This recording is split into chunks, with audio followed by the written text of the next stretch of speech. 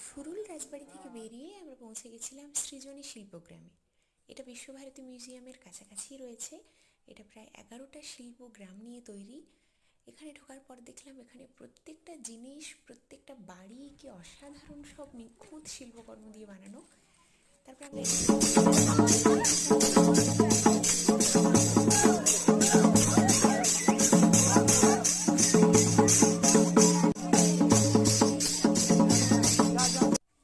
এর পাশে একটা বড় পুকুর ছিল, এখানে প্রচুর গাছপালা ছিল, পরিবেশটাও ভীষণ ঠান্ডা ছিল। তো আমরা এখানে বসেছিলাম কিছুক্ষণ। ওই দিন এখানে একটা স্কুল থেকে ট্যুরে কিছু বাচ্চাদের নিয়ে এসেছিলো। দেন আমরা ওখান থেকে বেরিয়ে বাইরেটাতে গেলাম। বাইরে একটা দোকান বসেছিল, এখান থেকে মা একটা রবীন্দ্রনাথের মূর্তি কিনলেন। দেন আমি আর ভাই আইসক্রিম খেয়ে ওখান থেকে বেরিয়ে গেলাম। তারপর ওখান থেকে কোথায় গেলাম সেটা পরের ভিডিও।